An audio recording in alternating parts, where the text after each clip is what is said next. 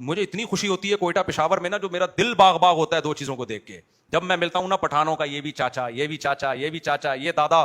دادا ایسے بدماشی کرتا ہے نا گھر میں جیسی بدماشی ہونی چاہیے, کیونکہ نسل ہے اس کی, اس کے بیٹے ہیں, اس کے پوتے ہیں, اس کی بہو ہیں, اس کے داماد ہیں. اور جن کی ایسے پوش علاقوں میں جاؤ, کراچی اور لاہور میں, جو بڑے بڑے 1000 گز کے بنگلے ہوں گے, ایک آدھ بچہ, بدماشی کس پہ کرے گا یار دادا. میں جاتا ہوں نا, لاہور بھی جاتا ہوں, اسلام آباد بھی جاتا ہوں, کراچی میں بھی 1000 گز کے بنگلے ہیں, بوڑھے ایسے ہی زندگی گزار رہے ہیں یار. تمہیں تو اولاد ہی نہیں ہے. کہہ رہے ہیں بھائی اتنا پیسہ تھا, 2 بچے, ایکچولی اچھی طرح سے تربیت ہوگی ان کی, اب ختم. اور کوئٹہ پشاور جاؤ, دل باغ باغ, ان کے بھی 1000 گز کے بنگلے, ایسے ماشاءاللہ چاچے, بیٹے, داماد, بہویں, اتنا ایک دادا کی زندگی دیکھ کے مزہ آتا ہے یار.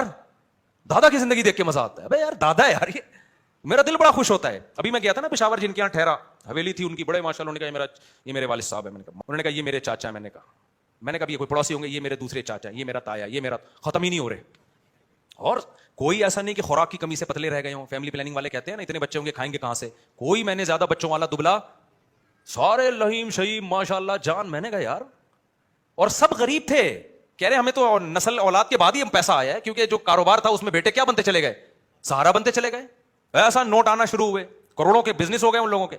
تو ابھی میں گیا تو 2 دن تک چاچاؤں سے ملتا رہا, یہ چاچا, اس کے ساتھ سیلفی. میں نے کہا مجھے کسی سے ملانا نہیں. انہوں نے کہا یہ تو ہمارا چاچا, ان سے تو ملے نا. میں نے کہا آپ چاچا سے تو ملیں گے. پھر انہوں نے کہا یہ ماموں. میں نے کہا پہلے چاچا ختم ہو جائے پھر ماموں پہ آنا. میں نے کہا بھائی پہلے چاچا کمپلیٹ ہو جائیں پھر ماموں, ورنہ کیا ہو جائے گی, میں پھر کنفیوز ہو جاؤں گا نا. انہوں نے کہا نہیں ابھی چاچا ختم نہیں ہوئے. میں نے کہا پہلے سارے چاچا, ماموں کا اس کے بعد درجہ. خوش ہوتا ہے یار دل دیکھ کے. خاندان ہے یار, ایک دسترخوان لگ رہا ہے, بیٹھ رہے ہیں, رزق چھپڑ پھاڑ کے, دروازے پھاڑ کے آ رہا ہے. اللہ کہہ رہا ہے جب اتنے افراد ہیں تو میں کھلاؤں گا. شادیاں بھی ہو رہی ہیں, بہویں بھی ہیں, پوتے بھی ہیں, داماد بھی ہیں. اور یہ جو 2 بچوں کا بیڑا غرق کر دیا لاہور, اسلام آباد اور کراچی میں, ان میں بھی 1000 گز کے بنگلے. میں اب گیا ایک بنگلے میں, میں نے اس دوست سے کہا, میں نے کہا یار یہ اتنے بیڈ روم کس کے لیے ہیں. کہہ رہے ہیں ویسے ہی بنائے ہیں, کوئی بیڈ روم میں کوئی ہے ہی نہیں. اتنا پیسہ آ گیا. بچے کتنے ہیں, 2.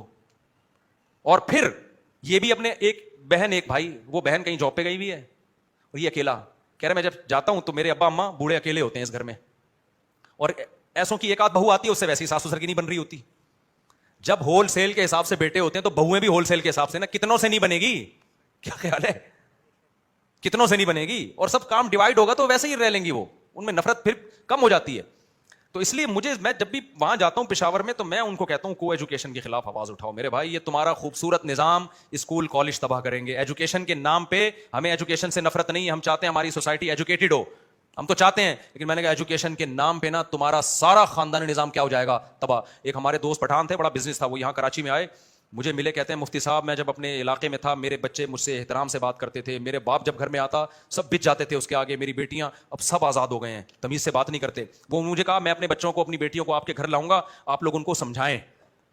کہہ رہے ہم تو یہاں برباد ہو گئے. میں نے کہا تم نے ڈال دیا ہوگا کالج میں نا, یہاں کے اسکول میں ڈال دیا ہوگا نا.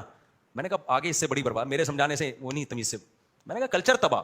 میں اسکول کالج کے خلاف نہیں ہوں, ہم بھی کالج میں پڑھے ہوئے ہیں بھائی, ایجوکیشن تو ضروری ہے, لیکن وہ یہ جو ماحول اس وقت یونیورسٹیوں میں دیا جا رہا ہے یہ آپ کے کلچر کو تباہ کر رہا ہے. تو میں تو دیکھ رہا ہوں. میں نے کہا تم ان کو لائے کیوں یہاں پہ, وہیں رکھتے, وہیں پڑھا دیتے یار.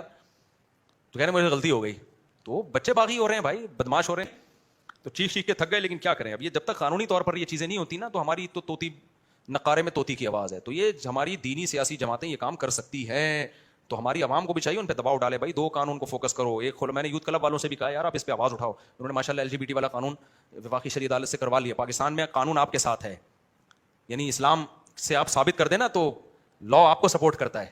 لیکن ہم لا کا استعمال ہی نہیں کرتے, ہم جو ہے وہ بس جذباتی باتیں ہوتی ہیں.